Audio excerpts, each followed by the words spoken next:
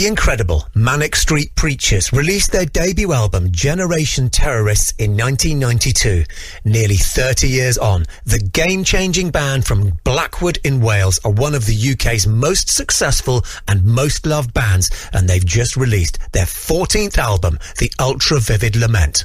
I'm Eddy Temple-Morris, and I've long been an admirer of Wales's greatest band. Playing their amazing music and chatting to them on TV and radio, I was honoured to be asked to do their first TV interview after the heartbreak of losing Richey. So it was, as always, a pleasure to catch up with the band's frontman and one of the most accomplished singers and guitarists of his generation, James Dean Bradfield, who also happens to be the most vividly intelligent rock star you could ever hope to meet, and a really good guy. You'll hear from James shortly, talking about the Ultra Vivid Lament in detail. First, some classic Manics. You Stole the Sun from My Heart.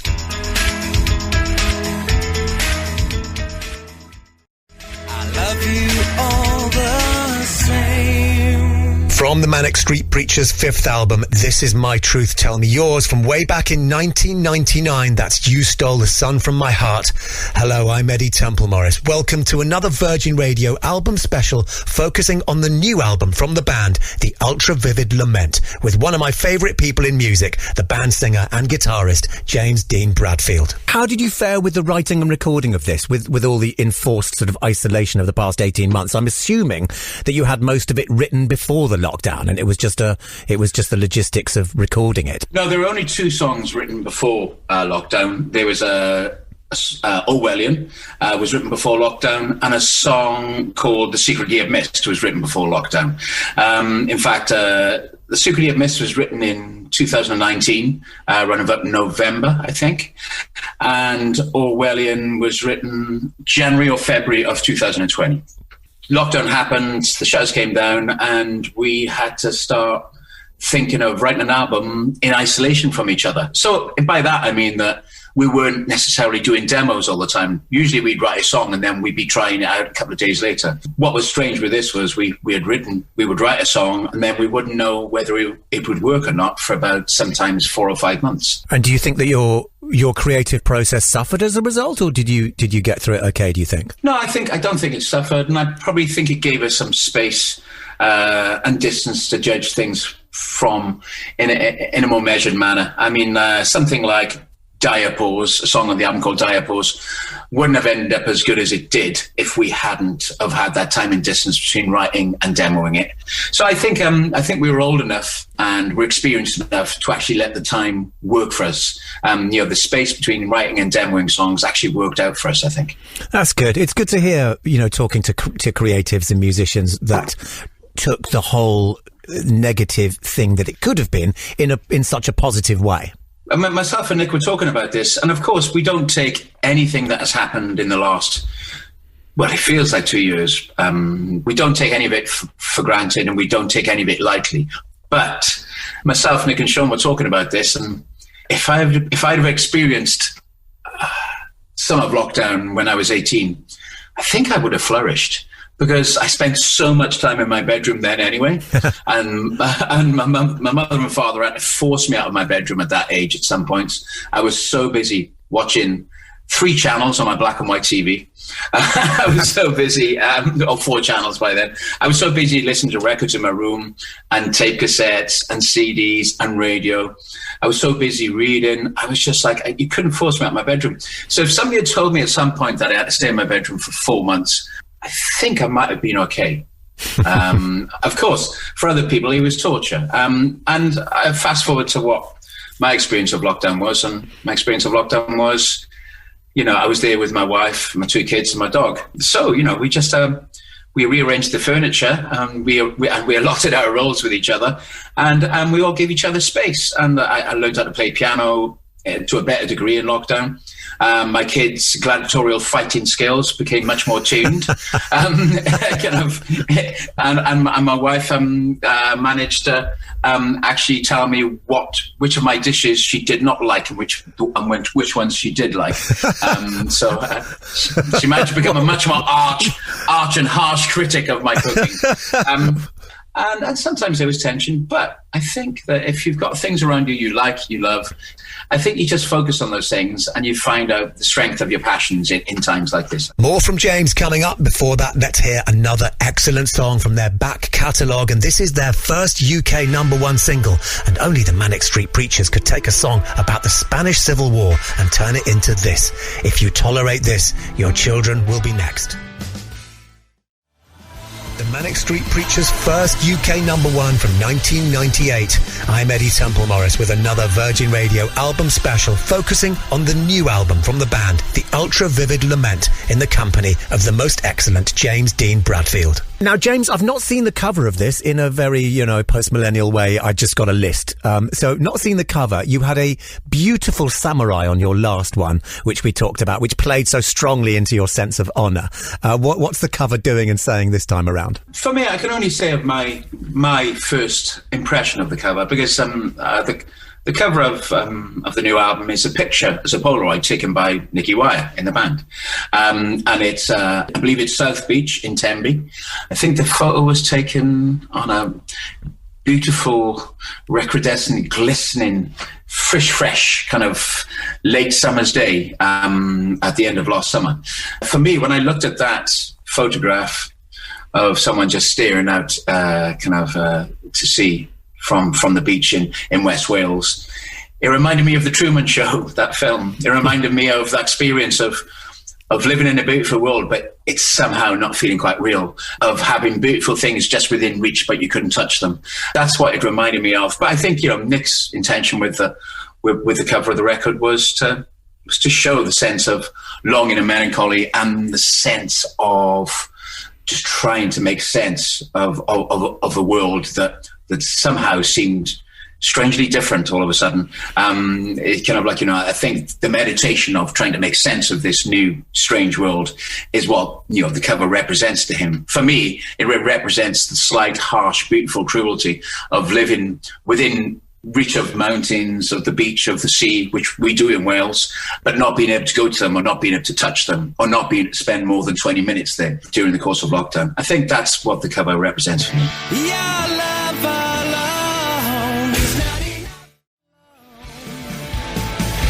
Another wonderful song from the Manics repertoire from 2007, Your Love Alone Is Not Enough, featuring Nina Persson from the Cardigans. Hello, I'm Eddie Temple Morris with a Virgin Radio album special, chatting to James Dean Bradfield from the band about their new album, The Ultra Vivid Lament, which is out now. Let's start at the top, and with Snowing in Sapporo. And now, what a beautiful intro. That noise loop is just mesmerising. And then when it gets going, there were moments when it reminded me, and it's weird how songs can do this sometimes when they don't sound like the song that they remind you of. But it took me to 1979, probably my favourite Smashing Pumpkins song. So, but obviously with much more of a Western guitar going on. So thanks for that, James. What a lovely thing to be brought into. Well, 1979 is one of my favourite Pumpkins songs, so that's I'm fine with that. But yeah, I remember Nick giving me this lyric, and it just seemed to be about how harsh and how cruel time can be, and how worried you become about the accuracy of your memories when you're trying to reach things that matter to you. Sometimes you become paranoid. Are you over-romanticizing the past, or are you being too harsh on the past? And so the song is about that evocation of place and of displaced sensory memories kind of thing. And it's about a time for us, 1993, when we were in Sapporo in Japan, when it still felt like we had a lot of challenges in front of us, but we still felt very strong. And we felt like we'd kind of failed as a band already, but we felt renewed in the battle. We felt as if we could still prove ourselves.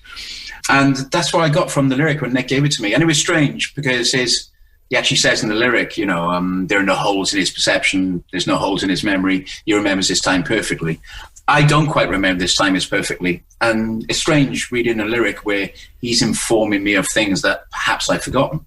Like I've forgotten about the snow in Sapporo when we played the gig until I read this lyric, And it was a beautiful couple of days. And when I reached to write the music to the lyric, I just had this feeling of the Lotus Eaters and the Pale Fountains. I loved the Pale Fountains. There was an album called Pacific Street, which I loved in my late teens.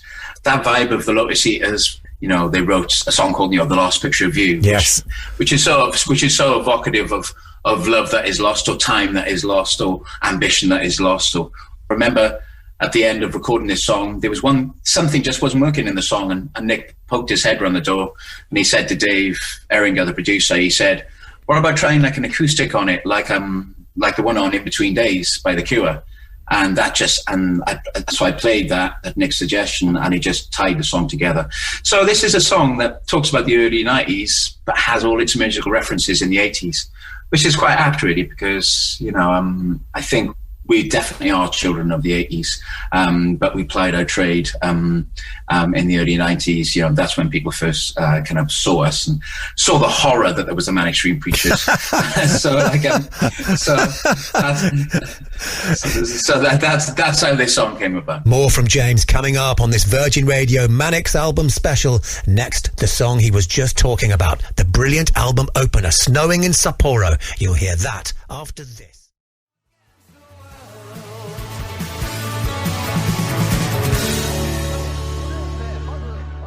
Snowing in Sapporo. What a beautiful intro from the Manic Street Preachers' new album, The Ultra Vivid Lament, which is out now. My name's Eddy Temple Morris, and I'm chatting to the band's frontman, James Dean Bradfield. Track 2, Orwellian. This was your comeback single, and this taps into the feeling of confusion that you expressed to me last time we spoke about Resistance is Futile. And it's truly a reflection of strange times when the Manic Street Preachers, three men on whom we could always rely on a moral and political compass to point us in the right direction, find themselves with their compasses spinning all over the place. Yeah, I mean, kind of like, it might be strange that perhaps we can say that we're not radical at the moment, but radical is a word. It's not a word you can attach yourself to unless there's a radical politic that somebody is making attractive to the people in general, and there isn't a party that's attractive to me at the moment. I'm a keen, eager voter, as is the rest of the band, and I can't just say that I'm radical but have no realistic political beliefs, because to have a realistic political belief, I have to have a party that I completely believe in, or believe in enough. I believe in enough to vote for, and at the moment I don't. A lot of the parties that I would have voted for have definitely vacated the middle ground, and successive elections are proving that, because the side that I would very safely tell you that I wouldn't vote for keep winning elections. That's kind of what's preoccupied us, I suppose.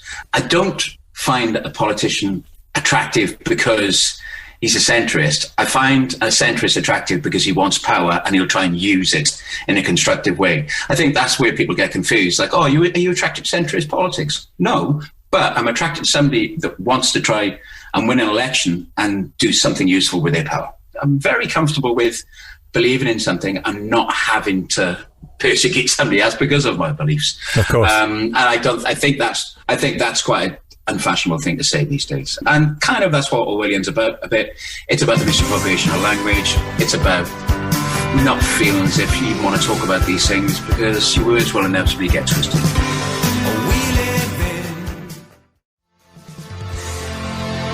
Orwellian, the first song we heard from the Manics' 14th album, The Ultra Vivid Lament. I'm Eddy Temple Morris. Welcome to a Virgin Radio Manics special, chatting through the record with the band's frontman, James Dean Bradfield. Let's crack on with track number 3 and The Secret He Had Missed. Now, we come to the collab here. Now, last time it was lovely Catherine the Anchoress, wasn't it? So who is the collaboration with this time? It's a duet with somebody called Julia Cumming, who is the singer in Sunflower Bean, which is a band that Nicky introduced me to around about 4 years ago, I think.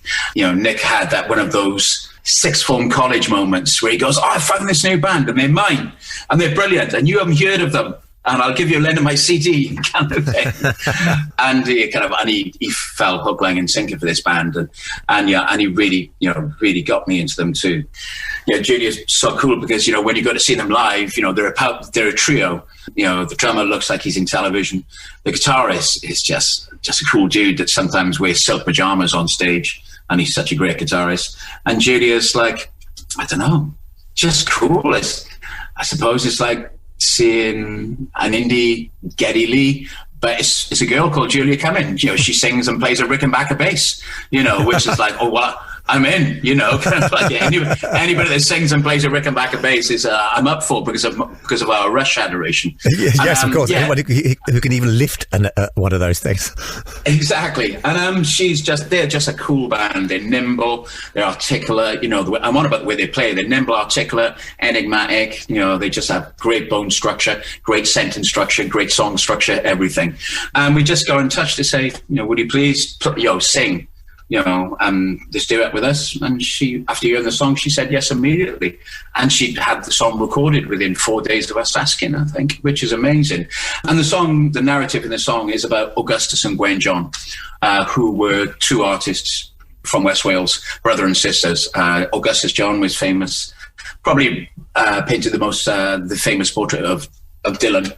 And Gwen John subsequently moved to Paris and had a slightly complicated life, but became a painter in her own right. And a lot of people think she eclipsed her brother eventually. And it's about perhaps the dynamic between a brother and a sister that were both artists, but who were quite remarkably different from each other in their painting style and their personalities and the way they lived their life. A strange theme for a song, but one that I found just really fascinating because I did wonder about how they felt about each other, and this song seems to explain it to me. It's the Virgin Radio album special. I'm Eddy Temple Morris, chatting to James Dean Bradfield about the Manic Street Preachers' new album, The Ultra Vivid Lament, and frankly enjoying every minute. Me and the Manics go back a long way. It's always such a pleasure to catch up. There's more from him very soon. Coming next, that duet from the new album he was just talking about, The Secret He Had Missed, which you'll hear after this. Such a good song, and what an intriguing subject to write about. The Manics with The Secret He Had Missed from their new album, The Ultra Vivid Lament, which was written and recorded almost entirely in lockdown. I'm Eddy Temple Morris, in the company of the band's delightful singer and guitarist, James Dean Bradfield. So let's move on to Quest for Ancient Colour. Now, I assume you're not talking about woad here, James. There's no room for there's no room for error in that guitar solo, is there? You're playing rigid 16s. Yeah, is that kind of because I'm glad you pointed that out, because the start of that solo, for any muses out there, you'll recognize that I'm not using pull-offs or hammer-ons. It's all absolutely picked. It's like that kind of thing. Yeah, rigid 16s are crazy. I was thinking you're not making life easy for yourself. Yeah, I became obsessed with the solo for about half a day. Doesn't quite count as an obsession, does it? But I wanted it to be quite a clean sound. And it is. It's not the usual kind of Marshall-tastic kind of guitar solo. It's very clean and kind of almost a bit prog in its own kind of humble kind of way.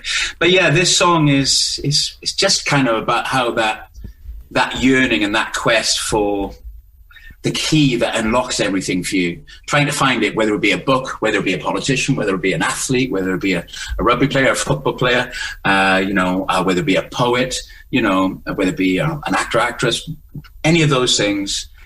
It's that thing of just trying to find the key that unlocks everything for you, that makes you understand everything. And it's enjoyable. I remember reading this book about simple minds in the early 90s, in the late 80s, sorry. It was called The Race is the Prize. And I like that saying, the race is the prize. Or, it's better to travel than to arrive. It really is a lot of fun trying to find that perfect jazz guitar album, or trying to find the perfect Emily Dickinson poem, which is really hard because there's no titles for any of the poems. So you keep, out of hundreds of poems, you think, which is my favorite? I don't know. I don't know if I'll ever know. But one day I might decide which one of Emily Dickinson's poems is my favorite. And I like that impossible search. And I think that's what this song is about. It's a thing that keeps you going. It is the beast inside you that kind of just makes you keep going. That kind of monster that goes, no, just one more song. Or just one more mile, or, just like, one more perfect shell I can find on the beach. Just that kind of really, really strange motivation that is quite enjoyable, that you can't quite achieve the ambition inside of you, but you go for it anyway. I think that's what the song is about. I had a very bad dream in a summer drought. Another excellent song from the new Manic Street Preachers album, The Ultra Vivid Lament, which is out now. My name's Eddy Temple Morris with a Virgin Radio album special, chatting through the band's 14th album with frontman James Dean Bradfield. We come to after ending. Now, Nicky's invented a word here. I looked it up. You're definitely not allowed it in Scrabble. Those lovely synth pads in the chorus, I thought, gave it a real sense of euphoria. What a lovely way to end an album. Yeah, I mean, kind of when he gave me this lyric, I started writing it, and straight away I thought, wow, I'm either being guided by Name of the Game by ABBA or Someone Somewhere in Summertime by Simple Minds. When I was writing the music, I was just like, it felt like I was going there, and I had to really resist it. But inevitably, it did kind of push towards those two songs a bit. I don't know why. And then we molded it into our own Manics skeleton musically, I suppose. But yeah, there was something about the song where I suppose this is very fatalistic. You know you've landed on new territory at the end of lockdown where nothing looks quite the same, nothing feels quite the same, and you don't know if you can get things to resemble the past. You don't know if you can get the future or the present to resemble the past.